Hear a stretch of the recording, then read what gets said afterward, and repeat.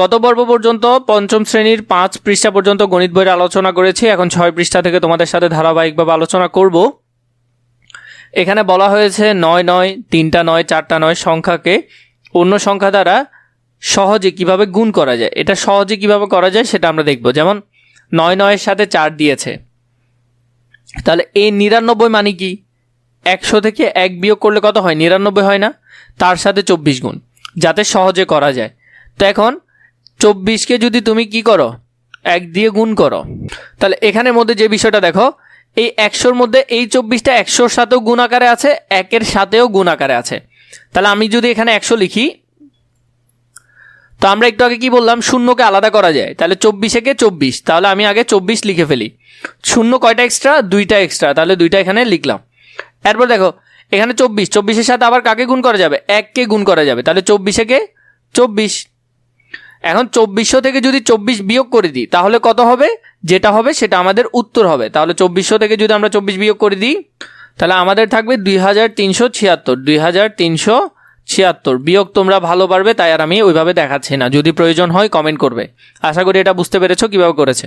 তো সহজ পদ্ধতিটা হলো এভাবে, যেমন ধরো এখানের মধ্যে আমরা দুইটা জিনিস আলাদা করলাম, এই বিষয়টা দুটোটার সাথে আছে, এটার সাথেও আছে ওইটার সাথেও আছে, তাহলে এটার সাথেও গুণ আকারে এটার সাথেও গুণ আকারে। যদি মাঝখানে মাইনাস চিহ্ন হয় তাহলে মাঝখানে মাইনাস থাকবে, যদি যোগ চিহ্ন হয় তাহলে যোগ চিহ্ন থাকবে। সেমভাবে আমরা এটা করি 2 নম্বরটা। তাহলে 999, 1000 থেকে 1 বিয়োগ করলে কত হয়? 999 হবে। তাহলে এই 32টা এটার সাথেও গুণ আকারে আছে, 1-এর সাথেও গুণ আকারে আছে। তাহলে এখানে আমরা কত লিখবো? 1000টা লিখবো আমরা নিশ্চয়ই। এরপরে 32-এর সাথে কত গুণ আকারে আছে? 1 গুণ আকারে আছে। তাহলে 32 দেখো 1, 3টা শূন্য আমরা আলাদা রেখে দিই। 32কে 1 দিয়ে গুণ করলে 32ই হবে। এক্সট্রা শূন্য কয়টা? 3টা, তাহলে 3টা দিলাম। তো এগুলো করতে গিয়ে আমাদের অনেক বেশি কষ্ট হচ্ছে? অনেক বেশি কষ্ট হওয়ার কথা না, এগুলো খুবই সহজে করা যাচ্ছে। 32কে 1 দিয়ে গুণ করলে কত হবে? 32ই হবে।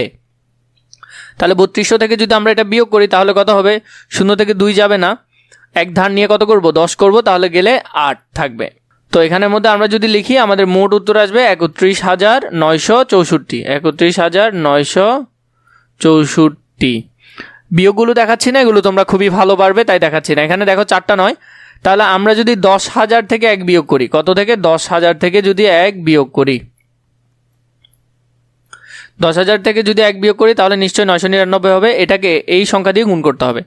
তো এটার সাথেও গুণ আকারে এটার সাথেও গুণ আকারে। আমরা আগে এখানে লিখি 10,000 কত দিয়ে গুণ করতে হবে? 9 8 7 2 5 দিয়ে গুণ করতে হবে।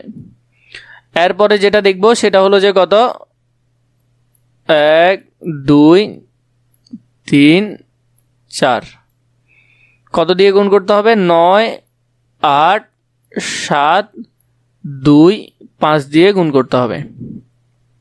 তাহলে এটাকে যদি এটা দিয়ে গুণ করি তাহলে 1 দিয়ে গুণ করা মানে ও সেম সেম বসে যাবে। 9 8 7 2 5 এক্সট্রা শূন্য 4টা বসিয়ে দিতে হবে, 1টা 2টা 3টা 4টা। এরপরে এটাকে যদি আমরা গুণ করি, এখানে কিন্তু এটা এখানে 1 হবে, কারণ 1 দিয়ে তো গুণ করতে হবে। তাহলে 1 দিয়ে গুণ করলে এখানে কত হবে? এখানে হবে 9 8 7 2 5। তাহলে বিয়োগ করলে দেখা যাবে যে হচ্ছে 9 8 7 1 5 1 2 7 5 এরকম উত্তর আসবে। এটা আশা করি তোমরা পারবে। দেখো এখানের মধ্যে দিয়েছে সহজ পদ্ধতিতে গুণ করি। তো সেম এই অঙ্কগুলো আমরা এখানের মধ্যে করব। দেখো আমি যদি এই ঘরটার মধ্যে তোমাদেরকে এখান থেকে একটা করে দেখাই, ধরে নাও আমাদের এখানের মধ্যে এটা নাই। আমাদের প্রশ্ন হলো যে কত? এই প্রশ্নটা আমরা এখানে লিখছি 9 9 9 গুণ 4 1 0। তাহলে আমাদের এখানে কি করতে হবে? এই সংখ্যাটা তাহলে বাদ দিয়ে দিতে হবে। এই জায়গায় আমাদেরকে কি লিখতে হবে? 4 1 0 লিখতে হবে। এবং এখানে কি হয়ে যাবে তখন? 9 3টা হয়ে যাবে, কারণ আমরা এখানে 9 3টা, এখানে আমরা কত লিখবো? 3টা 9। তার মানে 1000 থেকে যদি 1 বিয়োগ করা হয় তাহলে 9 কয়টা হবে? 3টা হবে। তাহলে এই এত দিয়ে আমরা এটাকেও গুণ করব, 1কেও গুণ করব। তাহলে আমরা এখানে লিখি 1000, এটার সাথে আমরা কত? 410 গুণ করব এবং বিয়োগ করব 1 গুণ 410 করলে কত হয়? এখানে শূন্যটা আমরা যদি বাদ দিই, 41কে 1 দিয়ে গুণ করলে 41ই হবে, তাই তো? তিনটা শূন্য, দিকে একটা শূন্য, মোট 4টা শূন্য। তাহলে 1 2 3 4টা শূন্য। 1 দিয়ে এটাকে গুণ করলে কত হবে? শূন্য একটা রেখে দিলাম, 41 একে 41, শূন্য একটা থেকে যায় তাই একটা দিয়ে দিলাম। তো আমরা যদি এটা থেকে 410 বিয়োগ করি তাহলে আমাদের উত্তর আসবে কত? উত্তর আসবে 409590।